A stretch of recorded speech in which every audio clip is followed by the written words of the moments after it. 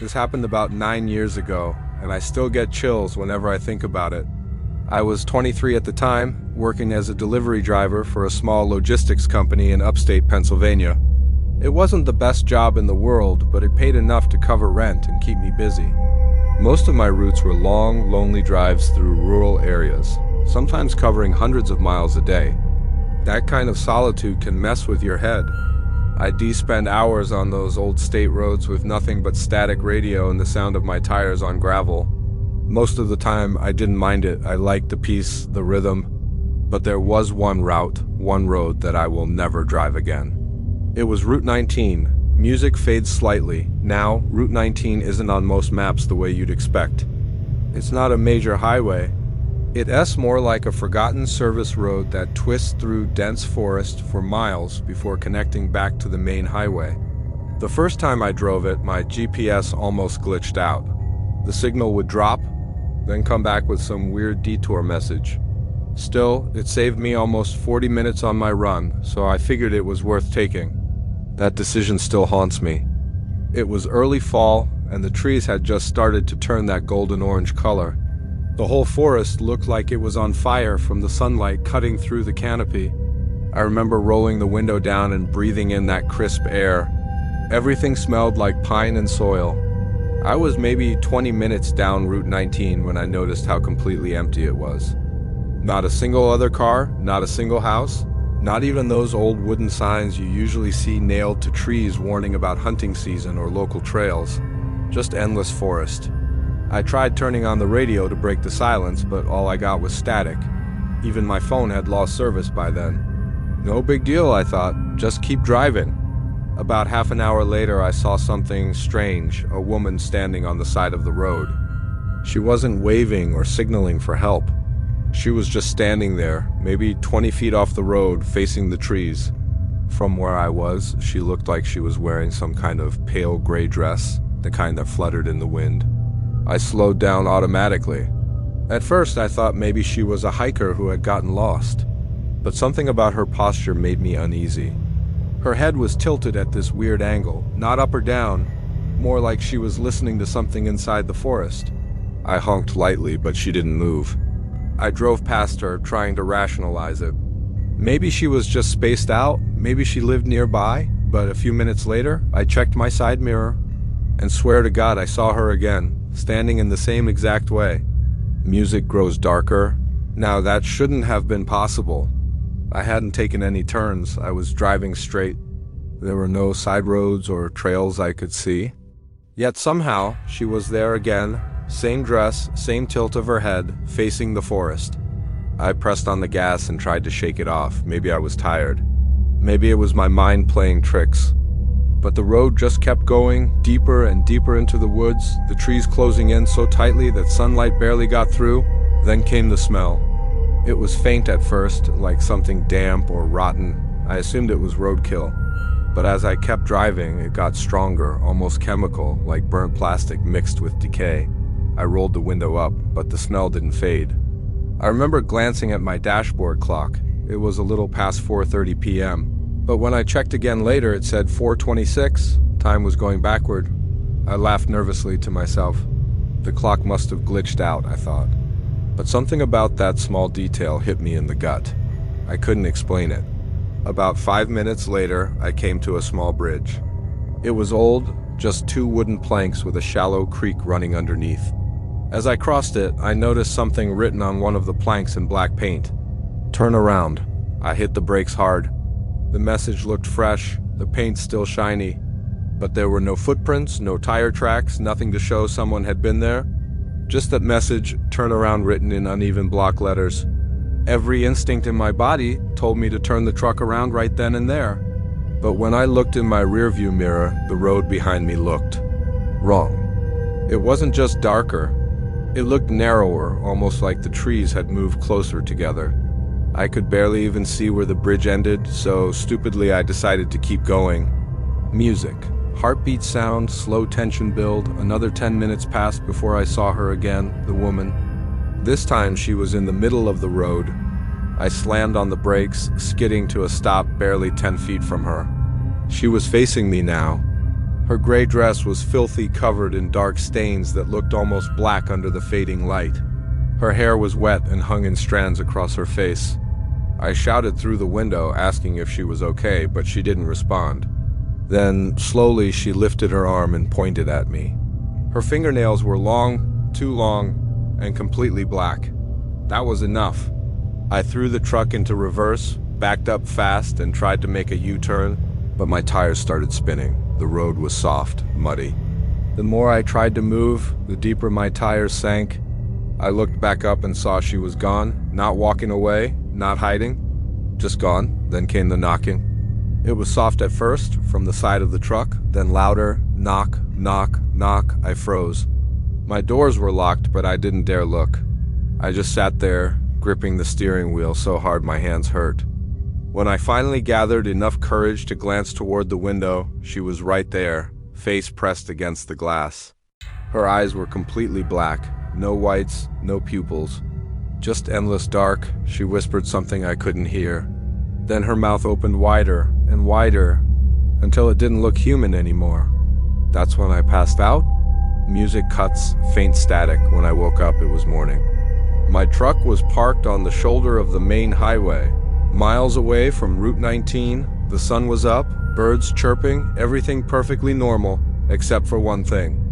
On my windshield, written in streaks of mud, or maybe dried blood, were the words, "You didn't turn around?" I quit that delivery job a week later. I never told anyone what really happened. But a few months later, out of curiosity, I looked up Route 19 online. There's no record of it existing. No maps, no local references, nothing. But a few users on an old forum mentioned a disappearing road in that same county.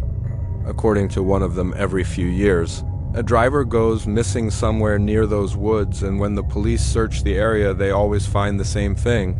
A rusted-out vehicle empty with mud streaks on the windshield spelling a single phrase, "Turn around."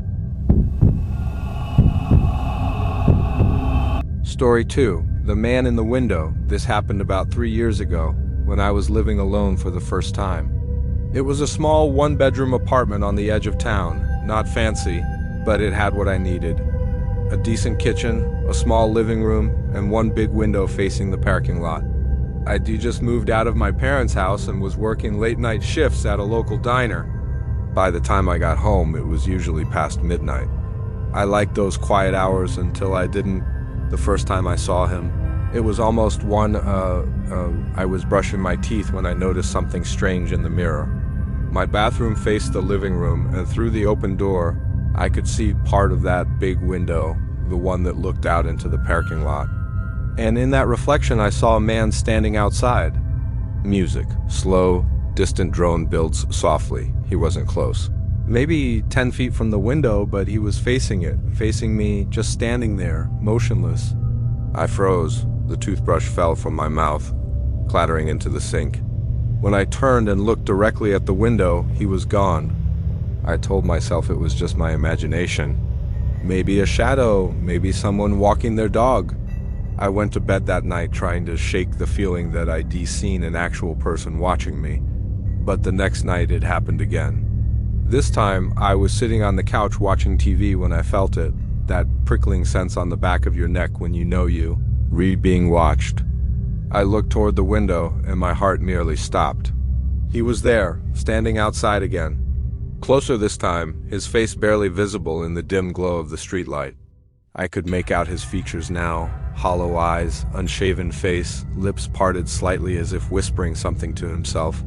I turned off the TV and stood up slowly. I didn't move closer, I just stood there, staring back. And then suddenly he smiled. Music. Faint metallic tension sting. That smile froze me in place. It wasn't friendly. It wasn't even human. It looked wrong. Too wide, too deliberate. I grabbed my phone and called the police. They came quickly, checked around the building, but by the time they arrived, the man was gone. The officers told me it was probably a homeless person or someone passing through. I didn't believe that. There was something about the way he looked at me, not lost, not confused, but focused, intent. Over the next few weeks, things got worse. Every few nights I'd catch glimpses of him, Sometimes he was further away, near the dumpster. Other times, closer, always watching, always silent. One night, I came home from work and found something taped to my window. A photograph. It was a picture of me, sleeping. Music. Heartbeat pulse under ambient drone. I called the police again. This time they took it more seriously. They said they'd patrol the area for a while. For a few nights, nothing happened. I started to relax again. But then one evening I got home late, maybe around 2 a.m., and when I turned the key in the lock, I noticed the door wasn't fully closed. I knew I'd locked it that morning. I'd pushed the door open slowly. The apartment was dark, quiet. Nothing looked disturbed, but I could feel it. Someone had been there. I grabbed a flashlight and started checking every corner, under the bed. In the closet behind the shower curtain, nothing, until I looked at the window. The blinds were slightly parted, and written across the glass in something that looked like dirt or grease were 3 words: I saw you, music, faint wind, and static rise. That was it. I packed a bag and left that night. I went to a friend's house and didn't return for almost a week. When I finally came back with a few people to grab my stuff, we found something that made my stomach twist. Behind the couch, near the window, hidden under a small rug, there was a vent cover that had been unscrewed. Inside the vent, police later found cigarette butts, a small flashlight, and a handful of candy wrappers. Someone had been inside my apartment, watching me, living there. They never found the man. No fingerprints, no name, nothing. To this day, I still can't stand to live anywhere with ground floor windows, because every time I see my reflection at night, I half expect to see him standing behind me. Music fades slowly, ending with faint whisper, I saw you. The voice under the floor. This story happened when I was about 19. I was renting a small basement room while attending community college. The rent was cheap, almost too cheap, but I didn't ask questions. The landlord was an older woman who lived upstairs. She was polite but distant, always speaking softly and never quite looking you in the eye. The room itself was fine concrete walls painted white, a single bed, a small desk, and a narrow window near the ceiling that barely let in light. But there was something strange about the basement. At night it moved. I don't mean it shifted physically, but the sounds changed. The way the air pressed against your ears, the way the floor seemed to breathe when you walked. It's hard to explain, but from the very first night I knew I wasn't completely alone down there. Music. Soft hum builds slowly. It started small, a scratching noise under the bed. At first I thought maybe mice, but it didn't sound like that. It was too slow, too deliberate. Then came the whispering. It always began around 2 or 3 a.m. just when I was drifting off. I'd hear something faint, like a voice speaking softly from somewhere below me. At first, I thought it was coming from the vents, but the more I listened, the clearer it became. It wasn't coming from above or through the walls. It was coming from beneath the floor. I'd lie there frozen, heart pounding, listening to the voice move back and forth under my bed. I couldn't make out the words, just the tone, sad, pleading, almost like it was trying to tell me something. One night I decided to record it. I set my phone on the floor, hit record, and waited.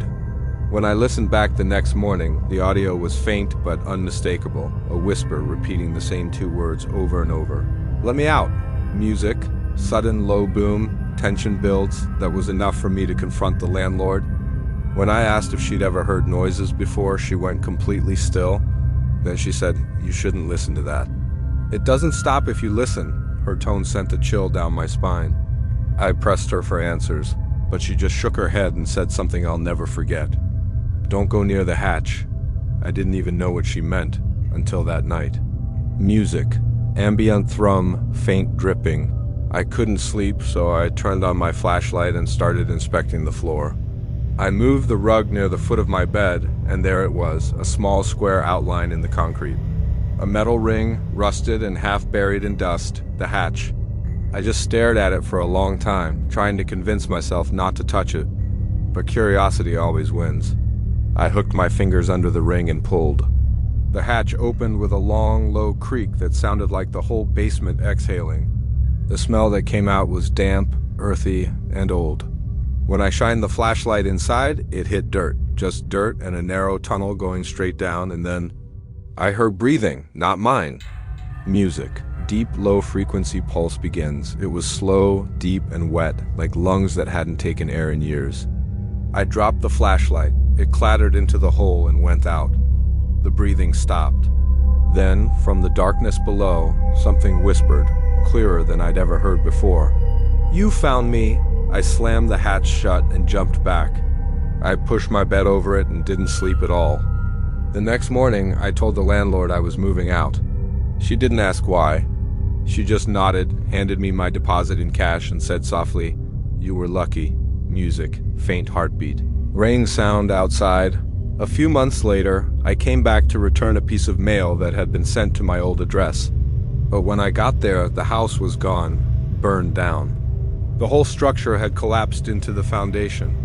The fire chief told me they'd found something strange during cleanup, a sealed concrete chamber beneath the floor that wasn't on any of the blueprints. Inside, they said, were the remains of a young man about my age, no ID, no record, just bones. I asked where exactly they found him. The chief said, right under where the tenant's bed used to be. Music fades. Long silence, then faint whisper, "Let me out."